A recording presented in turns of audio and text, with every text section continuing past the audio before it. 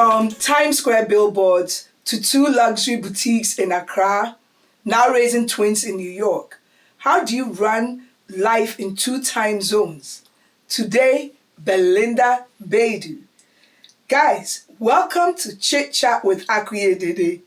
Today, I'm sitting with Belinda Baidoo, international model, founder, mentor, and mom of twins. After years on global campaigns and the New York runway, she returned to Ghana to build, launching 2 luxury boutiques and a modeling platform. Belinda now moves between Ghana and New York, running her businesses, her Accra businesses from afar. Wouldn't we all like to be able to do that? Well, she's going to tell us how she does it. We're talking how to build across borders, the real economics behind fashion and retail, motherhood and momentum, and a playbook for creatives in the diaspora. Listen to that, a playbook for creatives in the diaspora who want to be local and global at the same time, because we have a lot of people like her, a lot of diasporas like her. Let's welcome our supermodel, Belinda Baidoo. Hey, hey! Hey, Belinda! Look at you! Oh my God! It's been, what, since COVID, since my birthdays? Oh, I'm going to tear up. Guys, I'm going to tear up. This lady, phenomenal. A sister, a friend. She saved my life in Ghana. I'll tell you all about it later. Let's get into this. Belinda, welcome. Thank you. Oh Thank my you for God. having me. I'm so, well, you know what? I'm touched.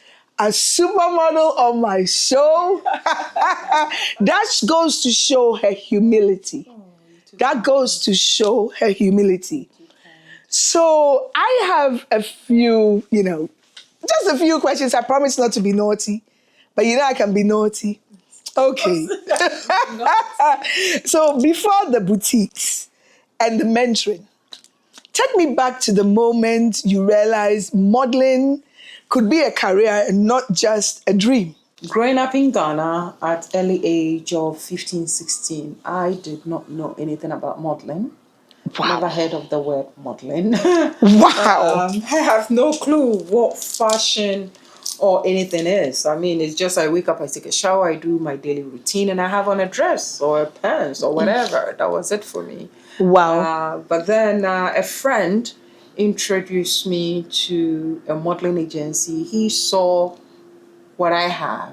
Wow. Because, I mean, Ghana, majority of us have high cheekbones, beautiful lips, but Leo saw what I have in terms of the height. He knew exactly what the modeling industry needs. Right. Or what it takes to be a model. Right. I grew up selling at Malata Market with my mother.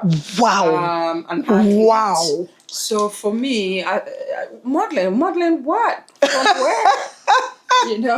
Wow. Once Leo introduced me to a modeling agency, and the lady, Mrs. McCarthy, who used to live in Sweden, know a bit more about a modeling agency, and they signed me up for a competition that was held in Ghana, 1998, called Top Model Africa. Whoa. So I won in Ghana.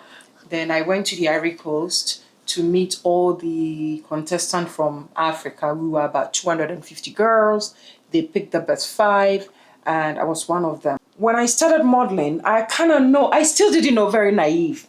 But when I got to Ivory Coast, and you see these beautiful women coming from all over the Ivory Coast, Senegal, Mali. Wow. You look like cousins. Wow. Tall, statuesque. Oh yeah, very skinny. Nubian princesses, beautiful skin. I think that's where it started.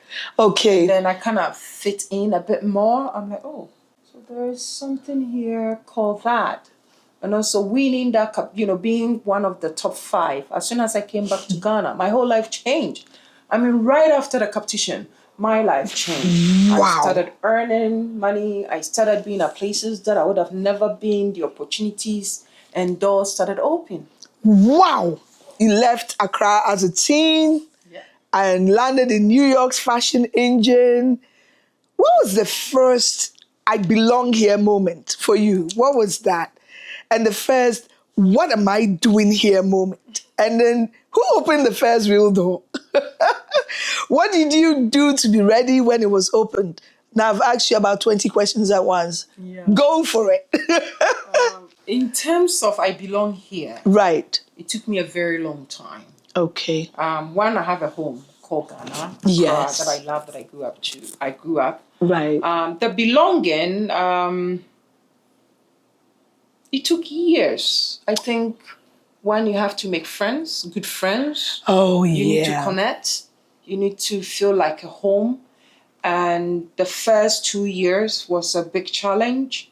I was living between Virginia. My first year, I was between Virginia and New York. My Whoa. cousins in Virginia, Springfield, Maryland, would drive me back and forth to visit modeling agencies. And then, yeah, that's my first year. But the whole thing started when I moved to New York. Okay. When I moved here, a friend introduced me to a modeling agency called Icon. Through Icon, I booked a very big job for L'Oreal, which was what actually put me on the map here in the city. I started making friends. I started learning. I learned the subway, the bus. I mean, it became a home. Listen, there was opportunity that was given to me that Right. not just in Ghana, not just in Africa. Girls around the world don't get this opportunity. No. You could be an American and not have that opportunity. So when it was handed to me, I make sure that I use it to my advantage. And that's exactly You what I didn't. did. And then with time, I was able to fit in and maneuver around the city that we all love. And Wow. You didn't mess around. no, You did not mess around the opportunity that was given to you. I know you're a very focused young lady and you take your commitments seriously. I have to. And I admire that so much about you because I tell you, it's not a very common trait in Ghanaians. You're going to come at me, but it is true. We tend to be very lackadaisical about things, about commitments and responsibility. This young lady didn't do that. Even as a teenager, she knew what she had to do to succeed. So you did all of that. Now, in 3 words, how would you describe this season of your life? 3 words. Blessed. This season of my life is challenging. Right. At the same time, blessing.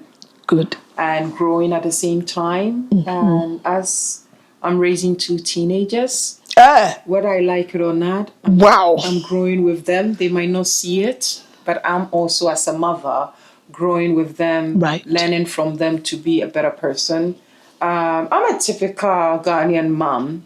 A while. I mean, I am not raising them the way I was raised. Oh my God. What, the strictness that we were raised by? I'm straight. I'm a little straight here and there, but at the same time, a modern man, they can come to me any day, anytime. And talk to you. But there should be a little gap in terms of discipline. When, you know.